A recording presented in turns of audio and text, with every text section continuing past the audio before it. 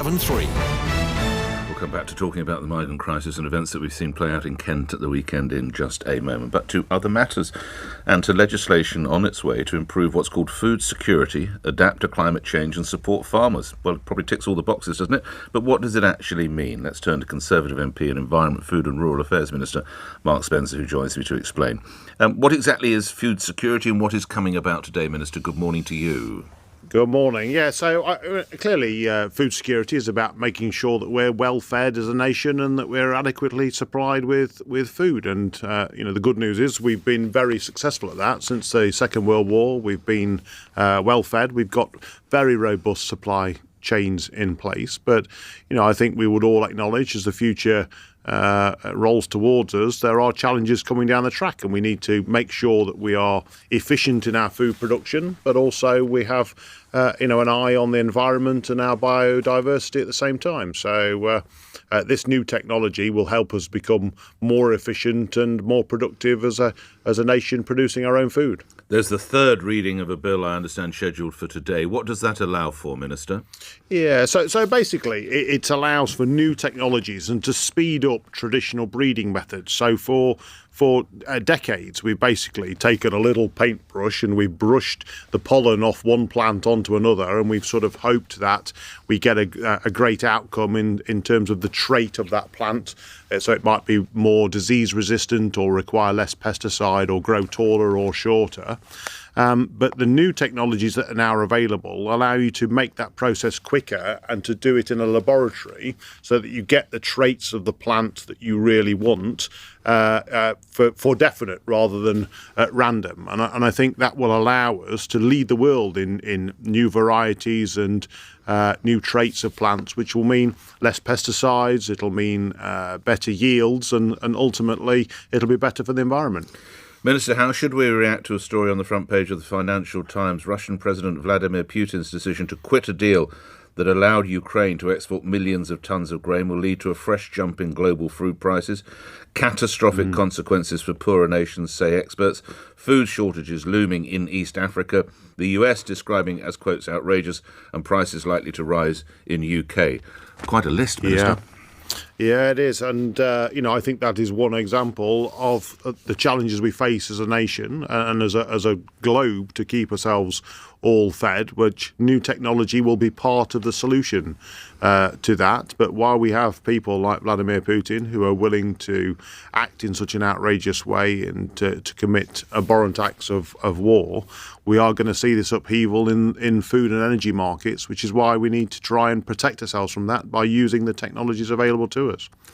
On a story not exactly part of your brief, but I have to get a word from you on it. You will have seen the events that played out in Kent over the weekend with the firebombing of a migrant centre and then reportedly the man taking his own life. Can my listeners at least rest assured that your colleague Suella Braverman and her team will work now as hard as they can? We all know a resolution is needed as soon as possible for this issue. Minister. Yeah, I agree. I mean, it is terrible. We're talking about the most desperate people on earth. That they are being exploited actually by people who take their life savings, who put them on unseaworthy vessels and put their lives in danger by forcing them across the channel in those boats. And we need to deal with those people as quickly as possible, as compassionately as possible. And I mean, actually, we've got a very good track record of being a compassionate nation. We've taken people from Syria, from Afghanistan, from Ukraine, from Hong Kong. And I think because we're such a compassionate and caring country, that's why people want to come here. But we have many to of my break the listeners business say model. we're too caring. I mean, I put this to you, Minister.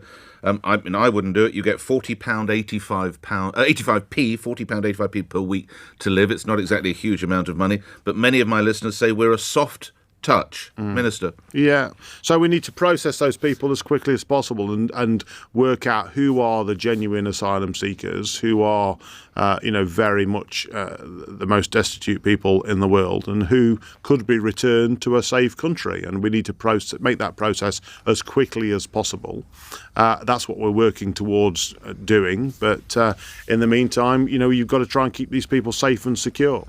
Very much now back on your brief, the environment. It is understood the Prime Minister is reconsidering his decision as to whether or not to attend COP27 in Egypt. Should he go, in your view?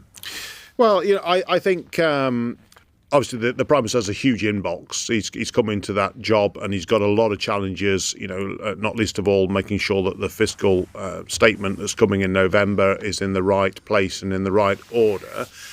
It's something we do take very seriously, COP.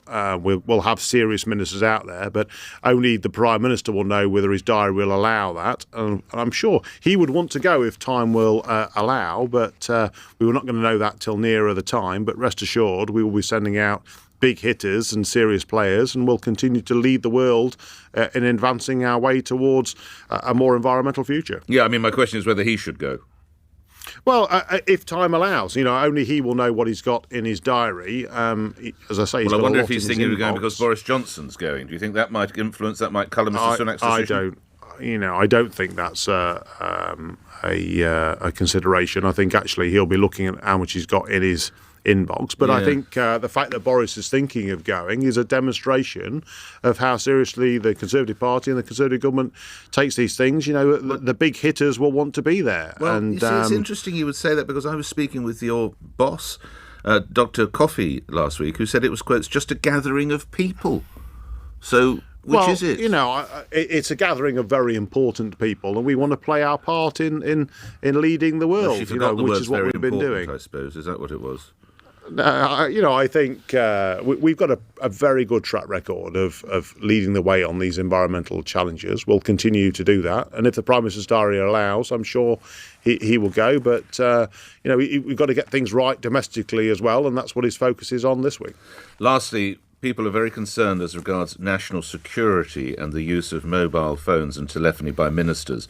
Might I ask, do you take certain measures? Are you very careful with your mobile phone? There does appear that some people, there is an accusation that some ministers are behaving in a rather Wild West fashion. Minister? Well, I think you get, as a government minister, you get a lot of help and support from the intelligence services on how to keep yourself safe. Every minister gets that briefing and that support. And we should acknowledge that there are rogue states out there that want to do us harm and want to do the UK harm. And we need to be careful of how we use our technology, because they will exploit us. What measures do you take, might I ask? Well, I don't really want to get into the actual detail of it, but they give you good advice on what you should and shouldn't do, and what tech you should and shouldn't use, and on which phone to do which operations. Right.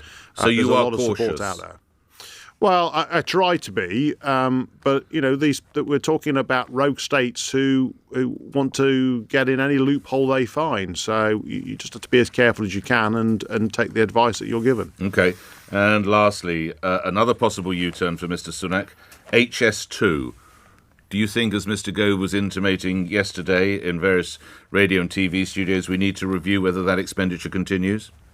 Well, I think we're a long way, excuse the pun, down that track. We've built a huge amount of that of HS2 already, and I think the mistake that we've made, as a series of governments have made, actually, is we keep talking about speed, and we keep talking about the speed of that train. It's about capacity. It's about getting as many people onto trains, which is better for the environment, to get in and out of this great city of London, where lots of us like to work.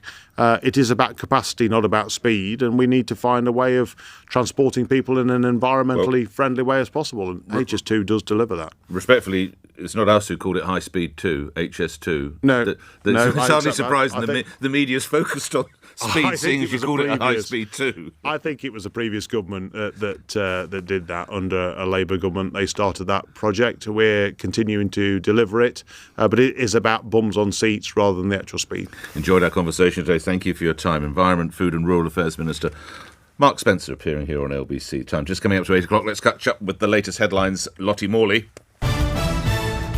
On your radio, on Global Player, and Play LBC. leading Britain's conversation. This is LBC.